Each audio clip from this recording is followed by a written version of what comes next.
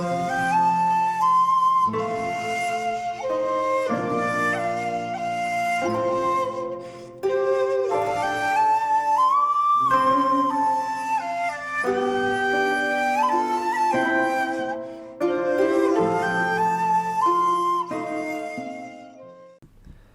there, this is Solitaire Ronan from Solitaire Ronan Films, and welcome to another random review. Today's random review is another TV cartoon from the olden days. It's season 1 of Dungeons and Dragons, the Marvel co-production, animated by Toei Studios in Japan. This DVD includes commentary tracks on a couple of episodes, the original script, the original kind of overview of the show. This is a show that lasted 27 episodes from 1983 to 1985, and it tells the story of 6 regular kids between the ages of 8 and 15 who go on an amusement park Dungeons and Dragons ride and get transported into the realm of Dungeons and Dragons, where they spend some time trying to get back home. And will they actually get back home? You'll just have to join me on this journey to find out if they do. This is a much deeper cartoon than perhaps even remember at the time. Its philosophy is pretty much the kids are on a journey of self-discovery and they will get back home at the appropriate time. They meet Uni, a little unicorn, who is essentially the Snarf character from Thundercats, the No-No character from Ulysses 31, which I did a series of videos on. You can go check them out if you're that way inclined. But it has some interesting storytelling techniques. The opening credits is essentially the introduction and the backstory. Again, you may think, as I did, that there was an episode that showed them going there originally and finding out what the world's all about. But that never existed. It was always just in the intro, so it's literally they go to the amusement park, sent through, they meet Uni, who we know as Avenger, one of the great cartoon villains, obviously modelled kind of on the creature in the Night in Bald Mountain by Fantasia, by Disney. They meet the Dungeon Master, who comes across as a riddle talking little sadist. They all get a special weapon. So we have Bobby the Barbarian, who's the youngest, and Sheila the thief, who gets an invisibility cloak. Their brother and sister. You have Hank the blonde leader, who's the ranger with his endless ammo, bow and arrow. You have Eric, who's a spoiled rich kid. He's the cavalier with a magic shield, who pretty much whines and complains all the time and is the butt of all the jokes at the end of every episode, pretty much. You have Presto, who, as far as I'm aware, we never actually find out what his real name is. I doubt his given name was Presto. That's obviously his nickname. And if he's the magician, and his magician's hat doesn't always give out important items, or the items that you want, but sometimes, what he produces from his magic hat sometimes works out. I'm guessing he was maybe into magic in the real world before they were transported to the realm. And that's one of the things that I really love about the show. There is no backstory. And then we have Diana, who is given a stick because she's the acrobat, a stick which changes length. So your backstory is essentially the first 30 seconds of the episode. We don't, during the duration of the show, we don't really learn that much about their lives back in the real world. There are clues through the series that time in the realm isn't the same as time back on Earth or the real world. So they could be away for like hours, but they feel like they've been in the realm for months. There's no cutting back to the lives they left behind and the police looking for them and anything like that. It's once they're in the realm, they're in the realm. The Dungeon Master, like I say, is a little sadist. He gives them riddles, but never explicitly tells them how to get home. Again, it's a journey of self-discovery as they learn about each other, as they help each other, but it's not done in a sentimental or maudlin way. It's obviously influenced by some Lord of the Rings stuff. There's a heavy Star Wars influence, which we'll get to in later seasons. So there's 27 episodes. There is 8 occasions where they do find a portal to get back home, and all they have to do is walk through it. But for various reasons of loyalty, of helping each other, or some of them will be able to go, but not all of them, they don't necessarily make that choice and go home. But we'll discuss those heavy moral choices when it comes up. The animation style is that classic 80s that just looks so good, similar to Ulysses 31 and He-Man Masters of the Universe, which I probably won't be discussing because I much prefer Dungeons and Dragons and Ulysses 31 to Masters of the Universe and Thundercats, but that's just a personal preference. It is annoying because I did actually have the box set of all 4 seasons,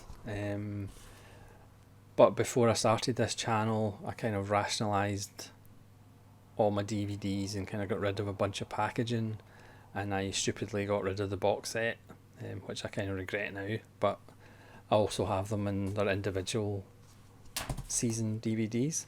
So I'm just going to go through episode by episode again. I have to use notes. I can't get all this vital information to you off the top of my head. So again, the opening scene, we also see Tiamat, the kind of Hydra-like dragon. Now the name Tiamat comes from Babylonian religion, and she is known as a sea goddess, the bringer of chaos. So that is a wonderful name for the dragon. And then we meet Venger, who is the force of evil, as Dungeon Master explains, and Tiamat's pretty much the only one that can kind of handle Venger, and they fly off, and then the Dungeon Master gives his introductions, and here you are, you're stuck in the realm of Dungeons and Dragons. Enjoy! But the fact that we're just dropped in it, and the first episode, which is called Night of No Tomorrow, where they've already been in the realm for some time. Again, we don't know how long they've been there, but they're obviously familiar with this world, this realm. And again, so it's not, we don't join them day 1. This could be day 20, day 50, it doesn't really matter, which again is one of the nice things about the show. You're just dropped in with them and they've already been there. So we're essentially just passengers on their journey. We could have picked them up at any point. So this one, again, the Dungeon Master turns up, gives them a riddle, and then disappears behind a rock, as he's prone to do, the little sadist. And he tells them to beware of a wizard with white hair. And they learn of this way home in this village Helix, which used to be attacked by dragons, but the wizard Merlin saved them, but the wizard Merlin might know their way home.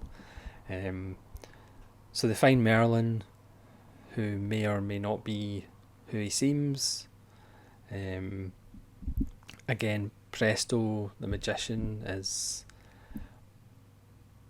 offered by Merlin to stay and learn his secrets. So already there's a kind of chance for the group to fracture. And there are episodes where each of them are kind of tempted to separate from the group. So he stays. Merlin might not be who he says he is. The dragons come back.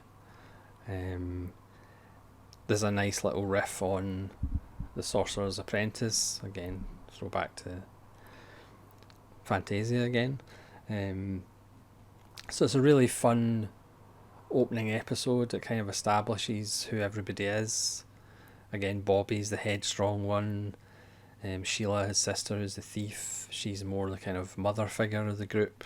Another great thing about the show is there's no real romantic links between the two female characters. There's kind of stuff that's hinted at, but there's no kind of slushy romantic stuff that gets in the way of the action, which is what we all wanted at that age, and we still do. Episode 2 is The Eye of the Beholder, which again is another fun episode where there's giant scorpions and more dragons. We're introduced to the character of Sir John, a knight who is a coward and is on his last chance with the village. He's got a son who he keeps letting down as he gets fired as village protector. His son says at one point, there's no more villages left. You've been kicked out of all of them. And he, by accident, kind of saves the kids from the giant scorpion and the dragon. They think he's a brave knight, because that's what he sells himself as. And he ends up taking them, or showing them the way to the Eye of the Beholder, who is a bit of a riff on the flying eye demons from the Doom video game. And he has a side deal with Venger, who uses his son to blackmail him, because Venger is obsessed with getting the magic weapons that the children have to boost his power so he can defeat the Dungeon Master and rule. Venger's got some issues, let's be honest. Then we have Hall of Bones, which is another fun one, which Dungeon Master turns up as the kids realise their magic weapons seem to be running out of battery, and the Dungeon Master turns up and says, yeah, you'll have to go to the Hall of Bones and recharge their batteries, or recharge their energy. They don't make magic weapons like they used to, obviously. But again, that's a lot of fun, as Eric, who's the spoiled rich kid, he tries to recruit some seedy looking characters in a bar. They end up being rescued by this beautiful woman, but she's got a red and black headdress on, so she's probably got affiliation with Venger. She turns out to be a spider goddess, as is always the way, so they get into trouble with that. They eventually find the Hall of Bones, and obviously Venger turns up, and that has a nice little ending. Then we have one of the best episodes, Valley of the Unicorns, which features Kellic, who's a wizard who wants to capture all the unicorn horns. We've heard that before, haven't we? Tim Curry. And so he'll be able to beat Venger, because he'll have enough power to beat Venger. And of course he takes Uni and takes her horn as well, which obviously upsets Bobby no end. And Presto ends up going to Venger, which is, it's a wonderful scene, because he goes to Venger to actually help them defeat Kellic by saying to Venger, yeah, Kellic's going to get all this energy and all this power and he's going to beat you. And Venger's like, yeah, I don't think so. I'm going to turn up and spoil Kellic's party. So that's a wonderful scene. It's a wonderful episode. moving when Bobby thinks that Uni's going to stay with the other unicorns in the hidden valley of the unicorns. It's very emotional, very powerful. Then we have In Search of the Dungeon Master, where the Dungeon Master gets kidnapped by this bounty hunter character who wants to hand him over to the Avenger for a price. We really feature the character of the Shadow Demon, which is Avenger's essentially parrot, but he's his messenger, and he's kind of the intermediary between people and Avenger. That's a lot of fun. There's frogmen that turn up in that. There's zombies that turn up in that. There's a little bit of everything in the realm, as we'll find out. The next episode, Baby, Beauty and the Bog Beast, which again is one of the best episodes of the first season. This is where Eric, with his big mouth, gets transformed into a bog beast and somehow becomes the leader of the bog beast. They've been taken as slaves by this character and dammed the river, and of course the river is a MacGuffin that flows upwards that will give the kids a chance to go home, and in the end they can go home, but Eric would stay as a bog beast. So again they have to make that decision. Do they go home but Eric's going to be a bog beast for the rest of his life, or do they go back to the realm and make Eric not a bog beast anymore? You'll have to watch to see how that ends up. Even although there's like 21 episodes after this, you could probably guess how that one ends up. And the last episode in the first season is Prison with No Walls, which again is Venger looking for something.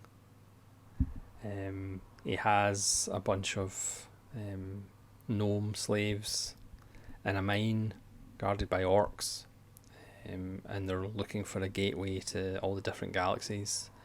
They're looking for a stone that fits into the statue of a dragon that'll open up this universe map, essentially. And the Dungeon Master tells the kids that one of those, lines will take them home. So they find out from one of the workers that Lucion, who is kind of their spellbinder and their sage, Venger has put him in prison, and they have to find him, and he'll tell them where the dragon's heart gem is to try and get them home. They go to the Swamp of Sorrow, not the first place you would go to, but they go to the Swamp of Sorrow, and they come across this plant man creature who they think is trying to attack them, but actually saves them a couple of times. There's zombies in this episode as well, who've just wandered in. They're actually under a bed, which is, it's a long story. So they turn out that Venger has turned Lucion into this plant man creature, so he can't tell anybody the secrets. Again, they know there's a portal, but things happen, and again their hopes are dashed. So at the end of this episode, the end of season 1, they're actually fairly dejected, as they feel they're never going to get home, because most of the episodes they kind of still have that enthusiasm of, don't worry, maybe the next time we'll find a way home, whereas the end of this episode they are actually dejected, and they all kind of walk off with heads bowed at the end of the episode. So it is actually a bit of a downer at the end of season 1, but who knows, maybe they'll have better luck in season 2. So that's Dungeons and Dragons season 1, just a brief overview. Again, if you remember it from the 80s, or if you're coming to it brand new, it's well worth your time. The musical themes are wonderful. The opening titles, the end title music's wonderful. There's some nice little storytelling narratives, tricks. Again, the fact that they're just dropped in, you don't get this huge backstory that you'd probably get nowadays. You don't get kind of flashbacks and, jumping back to Earth and, seeing the chase to find these missing kids, because who knows, they could have been away for minutes or hours. We don't actually know. There's no reason for it. That's another great thing about it. There's no explanation of why they get transported to the realm. It's just a fun show. It's amazing, again, like Ulysses 31, how much, no matter how long it's been since you've actually watched them, you do kind of get fairly instant total recall of episodes. So thanks very much for joining me for this random review of Season 1. I will be doing Season 2, 3 and 4 at some point. You'll be pleased or not pleased to know. Again, let me know in the comments what you remember of Dungeons and Dragons, whether you liked it or didn't like it. And hopefully you'll join me, like I say, for Season 2. So thanks very much for watching this random review. This is Solitary Ronin from Solitary Ronin Films. So thanks very much.